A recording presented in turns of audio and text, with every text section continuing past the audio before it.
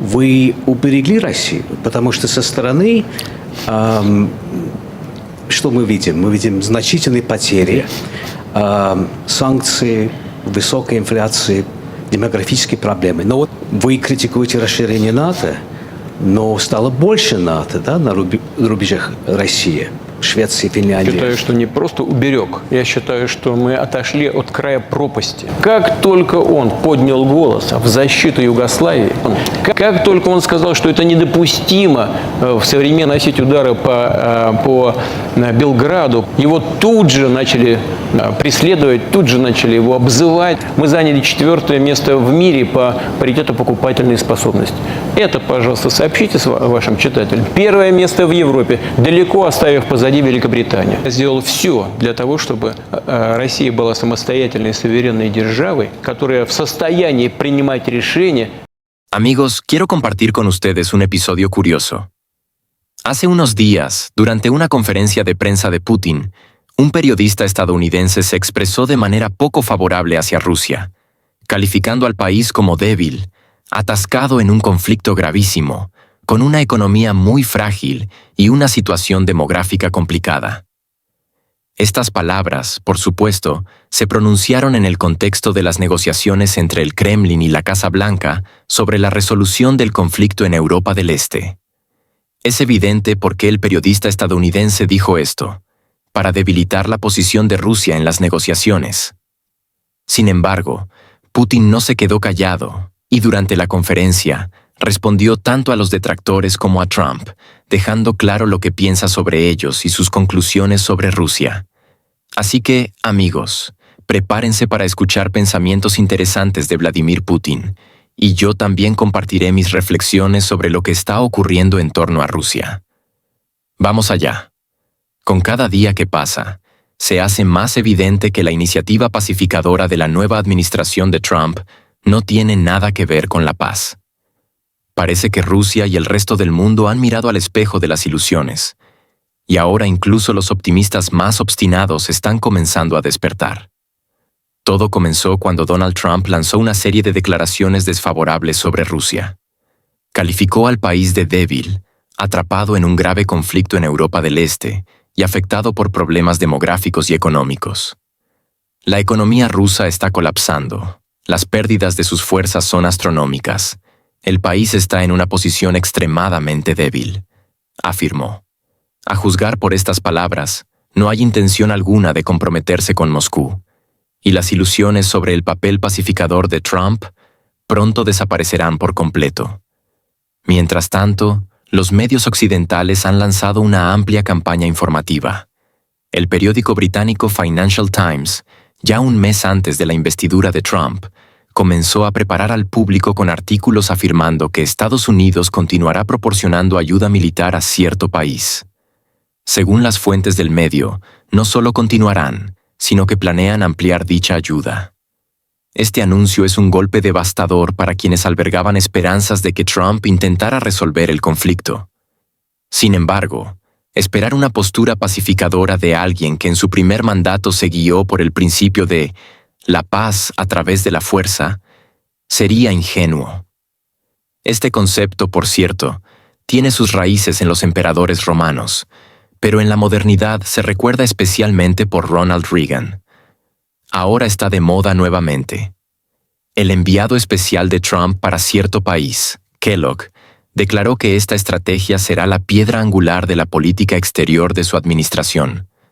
En lo que respecta al conflicto en cuestión, esto significa que Estados Unidos presionará a Moscú para que haga concesiones, incluyendo forzar a cierto país a renunciar a la adhesión a la OTAN. Sin embargo, incluso si la fase activa del conflicto termina, Trump planea continuar suministrando armas a dicho país, garantizando así una amenaza constante en las fronteras de Rusia. En otras palabras, esto no es paz, sino una pausa táctica antes de una nueva fase del conflicto. Por cierto, Trump ya está preparando el terreno para implementar este plan. Sus declaraciones agresivas sobre Rusia claramente están diseñadas para mostrar al mundo que Moscú debe conocer su lugar. Rusia está atrapada en este conflicto, su economía se está desmoronando y sus fuerzas están agotadas, repite con regularidad. Esto encaja perfectamente con la estrategia de la paz a través de la fuerza. Primero colocan a Rusia en una posición de debilidad y luego le ofrecen condiciones que no puede rechazar. Es, por así decirlo, una diplomacia de nivel maestro. Sin embargo, las verdaderas intenciones de Trump siguen siendo un misterio. La campaña informativa de Occidente es, en esencia, una prueba para evaluar la reacción de Moscú. Expertos y políticos rusos ya están comentando las declaraciones de Trump y discutiendo posibles escenarios. Y esto es exactamente lo que Washington necesita. Antes de la investidura de Trump, su nueva administración tendrá tiempo suficiente para formarse una imagen completa de la posición rusa. Es una jugada astuta que permite anticiparse a los movimientos del oponente. No debemos olvidar que Trump está respaldado por un poderoso complejo militar industrial y el famoso Deep State, que difícilmente le permitirá hacer concesiones significativas a Rusia. Incluso si Trump quisiera desempeñar un papel pacificador, simplemente no lo dejarían. Más aún, ya ha declarado que exigirá a Europa aumentar su gasto militar hasta el 5% del PIB. Para comparar, durante su primer mandato insistía en solo el 2%. Esto significa que Europa se preparará aún más activamente para el conflicto, y las declaraciones del ministro de Defensa ruso, Belousov, sobre la necesidad de prepararse para una confrontación con la OTAN en los próximos 10 años, parecen completamente realistas. Mientras tanto, en Europa del Este, se está trabajando intensamente en el proceso de paz. Representantes de un país conocido ya han insinuado que conocen la fecha de la visita del enviado especial de Estados Unidos, Kellogg, aunque aún no han revelado detalles. Mientras tanto, en el espacio mediático ruso reina la actividad. Las llamadas Torres del Kremlin supuestamente compiten por el derecho a liderar el proceso de negociaciones con Estados Unidos. Sin embargo, muchos blogueros expresan su preocupación de que Rusia esté tomando demasiado en serio las intenciones de la nueva administración de resolver el conflicto. Cada vez hay más señales de que estas iniciativas no son más que una cortina de humo diseñada para engañar a Moscú. Las palabras del conocido politólogo estadounidense John Mearsheimer, quien asegura que el conflicto se resolverá en el terreno y no en la mesa de negociaciones, suenan cada vez más convincentes. Además, según él, se resolverá a favor de Rusia. No obstante, por ahora Moscú difícilmente creerá en estas predicciones. Como se dice, la esperanza es lo último que se pierde, y el liderazgo ruso sigue buscando vías de diálogo. Pero cada día se hace más evidente que los gestos pacificadores de Trump son una puesta en escena para el público. Es interesante notar que las próximas negociaciones prometen ser complejas y abarcar no solo Europa del Este, sino también el mundo entero. Los recientes eventos en Siria, por ejemplo, indican que Estados Unidos podría utilizar los cambios en la región como parte de su plan de paz. Incluso el Ártico, según Trump, podría convertirse en un elemento importante de su estrategia. Ya ha declarado su intención de incluir la ruta del Mar del Norte en la agenda de las negociaciones. Al parecer, la paz a través de la fuerza implica no solo presión militar, sino también económica. Así, la iniciativa pacificadora de Trump poco a poco va revelando su verdadera naturaleza. No se trata de paz, sino de fuerza, presión y control. Pero, como se dice, el tiempo lo dirá. Por ahora solo queda observar cómo Estados Unidos, paso a paso, está formando una nueva realidad en la que a Rusia no se le asigna un papel honorable. Ahora escuchen lo que respondió Vladimir Putin a los detractores, representados por un periodista estadounidense, cuando éste le preguntó sobre la supuesta debilidad de Rusia. Cita: Hace exactamente 25 años, Boris Nikolayevich Yeltsin dimitió, le entregó el poder y dijo: «Cuiden de Rusia». Ahora, 25 años después, ¿cree usted que ha cuidado de Rusia? Porque desde fuera, vemos pérdidas significativas. Vemos el conflicto en un país conocido, una situación difícil en las regiones fronterizas de Rusia, la expansión de la OTAN. Más OTAN en las fronteras de Rusia, Suecia, Finlandia, sanciones, alta inflación, problemas demográficos. Pero, ¿qué opina usted? ¿Ha cuidado de su país?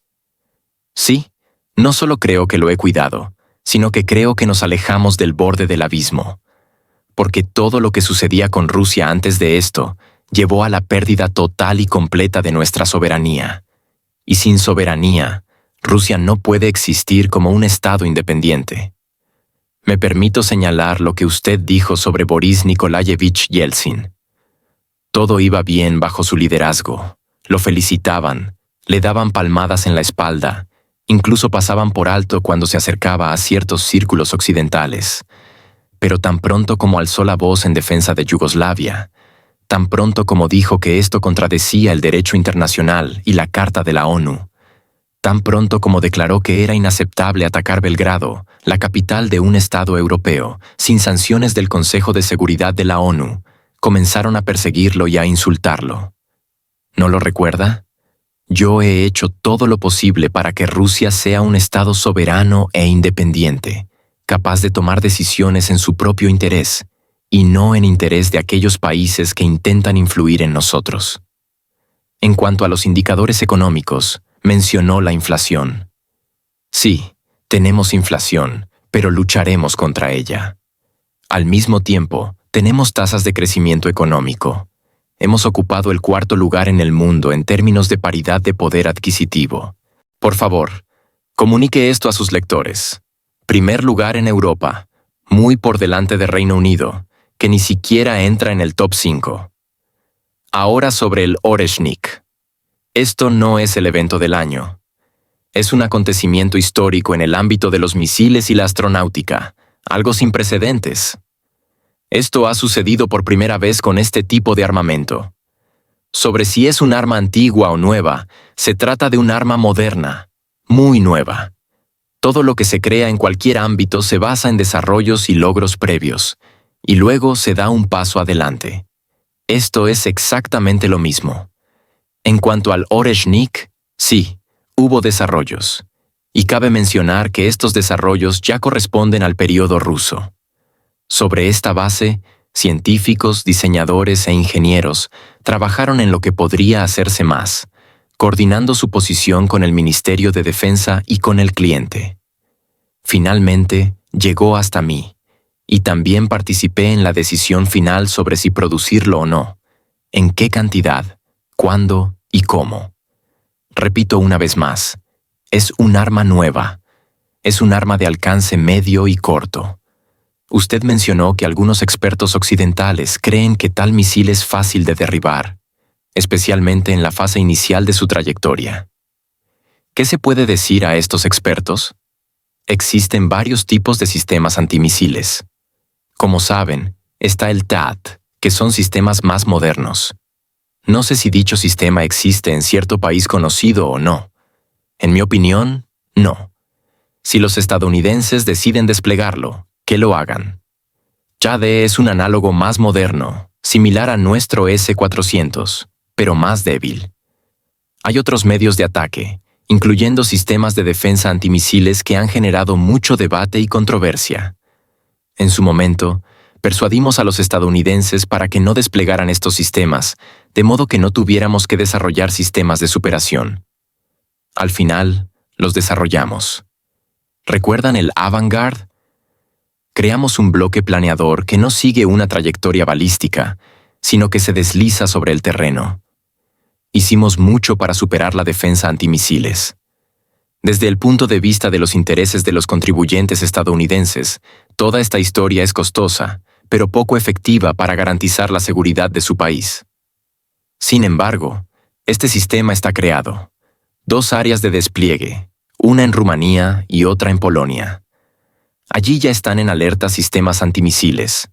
Por ejemplo, en Rumanía está el estándar 3, con un alcance de 300 kilómetros. En Polonia, el sistema es más poderoso, con un alcance de interceptación de hasta 1000 kilómetros y una altura de 500 kilómetros. Ahora, sobre el Oreshnik. Es un arma de alcance medio, de 1000 a 5500 kilómetros. Si nuestro sistema está a una distancia de 2000 kilómetros, incluso los misiles interceptores en Polonia no podrán alcanzarlo. En la fase inicial de aceleración, nada podrá interceptarlo, y unos segundos después comienza la dispersión de las ojivas, y ya es demasiado tarde. No hay posibilidad de derribar estos misiles. Si los expertos occidentales piensan lo contrario, que propongan un duelo tecnológico de alto nivel. Que concentren todas sus fuerzas de defensa aérea en la capital de un país conocido, y nosotros lanzaremos un ataque con el Oreshnik y veremos qué sucede. Estamos listos para tal experimento. Sería interesante probarlo. Sobre el cambio en la doctrina nuclear. Hablamos de nuevos peligros militares que pueden convertirse en amenazas. Estos son sistemas de defensa antimisiles y otras cosas. Hemos aumentado la responsabilidad de los países no nucleares que participan en agresiones contra Rusia en coalición con potencias nucleares. Si tales países generan amenazas a nuestra soberanía, nos reservamos el derecho de usar armas nucleares contra ellos. Además, consideraremos las amenazas a la seguridad de nuestro aliado, Bielorrusia, como amenazas a Rusia.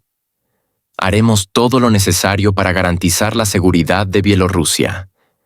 Esto ha sido acordado con el presidente Lukashenko. Creo que este es un componente importante de la estrategia nuclear actualizada de la Federación Rusa. Ahora, sobre la idea de que Rusia es débil. Estamos en guerra con casi todos los países de la OTAN. Si esto continúa al mismo ritmo, no solo el 2% del PIB no será suficiente para los gastos de defensa de los países de la OTAN, tampoco lo será el 3%.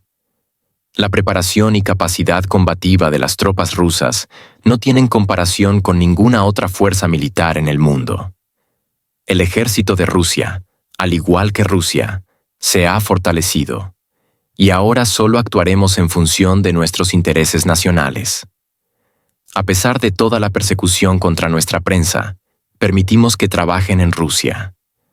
A ustedes les gustaría mucho que Rusia estuviera debilitada, pero dependemos de pocos y somos capaces de mantenernos firmes, fortaleciendo nuestra capacidad defensiva. Y la capacidad combativa de nuestras Fuerzas Armadas es la mejor del mundo. Lo mismo puedo decir de nuestra industria militar, algo que no puede decirse de nuestros adversarios.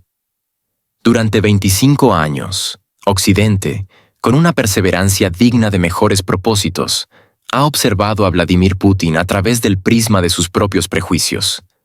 Jugaban al ajedrez con un gran maestro, asumiendo que simplemente se había sentado frente al tablero por casualidad.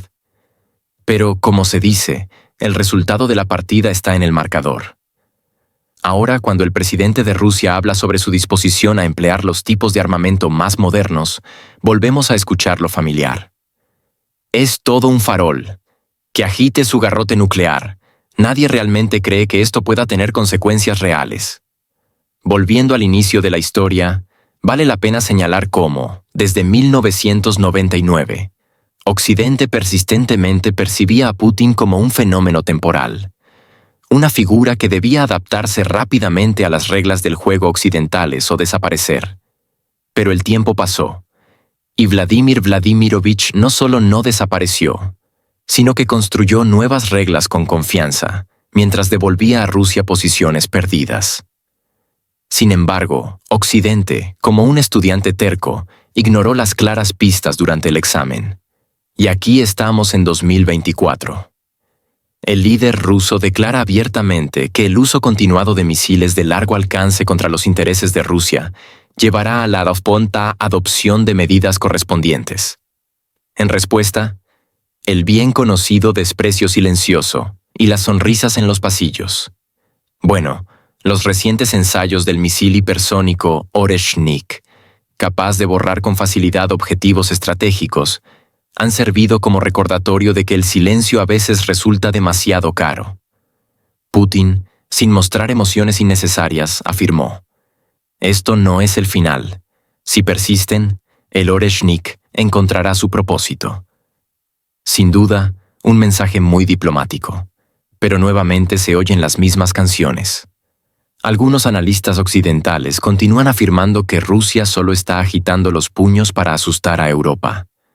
Por ejemplo, el conocido politólogo de Washington, James Sachs, declaró: «Estas amenazas son parte de la retórica. Rusia no se atreverá a tomar medidas serias. Una postura bastante valiente, especialmente considerando que las armas hipersónicas no son teoría, sino una realidad ya demostrada en acción.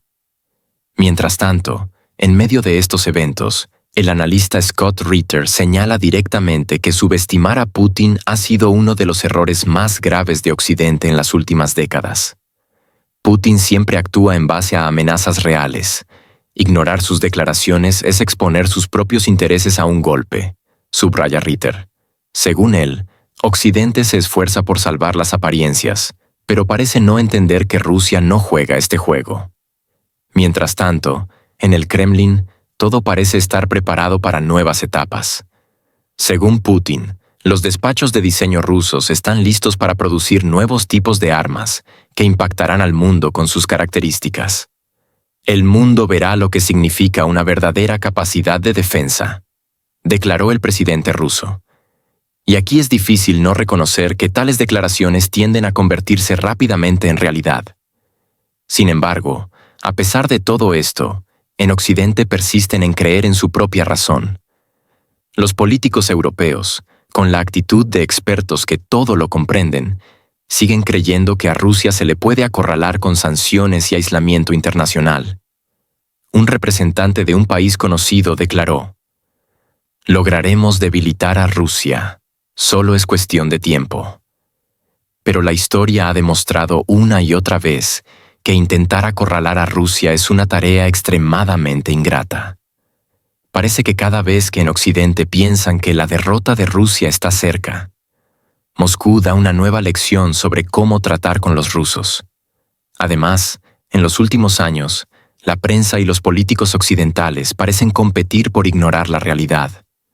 Pero hay excepciones. Por ejemplo, el experto alemán Wolfgang Schmidt declaró en una entrevista: «Si Europa no empieza a tomar en serio a Rusia, se enfrentará a consecuencias que serán difíciles de ignorar». Y este, quizás, es uno de los pocos mensajes que intenta llegar a la razón. Mientras tanto, la escalada continúa, y todo esto, por supuesto, se presenta únicamente como culpa de Moscú. Los medios occidentales afirman al unísono: Rusia vuelve a amenazar en lugar de buscar compromisos. Sorprendentemente, estos mismos medios parecen olvidar quién inició el despliegue de misiles de largo alcance cerca de las fronteras rusas. Pero, como dicen, eso ya son detalles. Entonces, ¿qué tenemos al final? Una vez más, vemos cómo Occidente subestima a Rusia y a su líder. La historia de las últimas décadas muestra: cuando Moscú hace advertencias, se ignoran, y luego se preguntan cómo sucedió esto. Parece que la lección aún no se ha aprendido. Pero, como expresó un analista occidental que prefirió permanecer en el anonimato, Rusia nunca blufea. Si dicen que pueden hacer algo, significa que ya están listos para ello. Bueno, veamos cuántas lecciones más serán necesarias antes de que en Washington y Bruselas finalmente comprendan que la diplomacia no es solo hacer declaraciones altisonantes, sino la habilidad de escuchar y considerar los intereses de todas las partes. Mientras tanto, como dicen, el proceso de aprendizaje continúa.